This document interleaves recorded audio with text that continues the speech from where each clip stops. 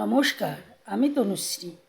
আজকে আপনাদের কাছে নিয়ে এসেছি 1 কাপ ভাতের চাল ও চিনি দিয়ে সবথেকে সহজ পদ্ধতিতে তেলের পিঠার রেসিপি, যেটা খেতে দারুণ টেস্টি হয় এবং ঝটপট করে বানিয়ে নেওয়া যায়। চলুন রেসিপিটি শুরু করা যাক।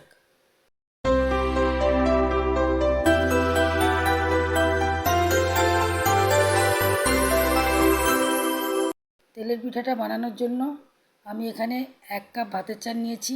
আপনারা আতপ চালও নিতে পারেন। এটা 3-4 ঘন্টা আগে ভিজিয়ে রেখেছিলাম, এখন সুন্দরভাবে ভিজে গেছে। এইবার এই চালটাকে নিয়ে আমি 3-4 বার ধুয়ে নিয়েছি। চালটা আমি মিক্সিং জারের মধ্যে ঢেলে দিচ্ছি। আপনারা শিলবাটাতেও বেটে নিতে পারেন। এখানে আমি সামান্য পরিমাণে জল দিচ্ছি।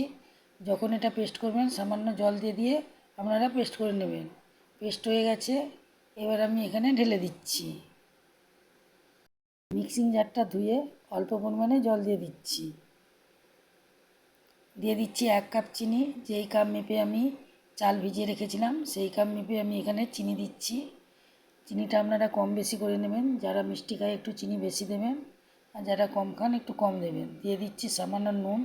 দিয়ে এটাকে আমি ফেটে নিচ্ছি। চিনি গুলা পর্যন্ত এটাকে ফেটেই যাব। যত বেশি ফাটবো তত খেতে টেস্টি হবে এবং তেলের পিঠাটা ফুলকো হবে। দেখেই বুঝতে পারছেন কতটা সুন্দরভাবে ফাটা হয়েছে, কতটা মসৃণ হয়েছে। এবার দিয়ে দিচ্ছি সামান্য মৌরি। মৌরিটা মুখে লাগলে খুব সুন্দর লাগে পিঠের মধ্যে। আপনারা নাও দিতে পারেন, তবে দিলে খেতে খুব টেস্টি হয়। আবার একটু ফেটে নিচ্ছি।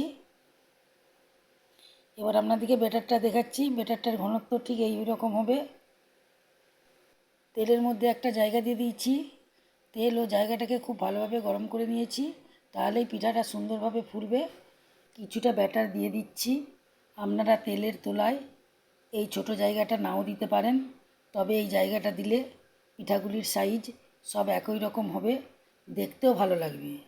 দেখুন তেলের পিঠাটা তৈরি হয়ে গেছে, দেখতে কত সুন্দর লাগছে। এবার এটাকে তুলে নিচ্ছি। আবার একটু ব্যাটার দিয়ে দিচ্ছি। এই সময়ে আঁচটাকে মিডিয়ামে রাখতে হবে। আর ব্যাটারটাকে দেওয়ার পর কিছুই করার দরকার নেই, এটা আপনা থেকে উঠে চলে আসবে। দেখুন কতটা ফুলকো হয়েছে। পিঠাটিকে উল্টে পাল্টে ভালোভাবে ভেজে নিয়েছি। দেখুন এটাও কত সুন্দরভাবে তৈরি হয়ে গেছে। আবার একটু দিয়ে দিচ্ছি। এই পিঠাটিকে বেশি ভাজবেন না, যেহেতু এটা চালের তৈরি, তাই ঠান্ডা হলে শক্ত হয়ে যাবে। একটু উল্টে পাল্টে ভাজার পরই তুলে নিতে হবে। দেখুন সব পিঠাগুলি দেখতে কত সুন্দর লাগছে। আপনাদেরকে একটা পিঠা ছিঁড়ে দেখাচ্ছি। দেখুন ভেতরটা কত সুন্দর হয়েছে, একবারে পুরো লুচির মতো দুখোল হয়ে গেছে, ভিতরে একটু কিছু নেই। সামনে জামাই ষষ্ঠী, এই পিঠাটিকে জামাই আদুরে পিঠা বলা হয়ে থাকে। জামাইরা এই পিঠাটি খেতে খুবই পছন্দ করে। এছাড়া বাড়ির ছোট থেকে বড় সবাই খেতেও খুব ভালোবাসে। যদি ভিডিওটি ভালো লেগে থাকে লাইক করতে ভুলবেন না। এই রকম নতুন নতুন রেসিপি পাওয়ার জন্য আমার চ্যানেলকে অবশ্যই সাবস্ক্রাইব করবেন এবং প্রচুর প্রচুর শেয়ার করবেন।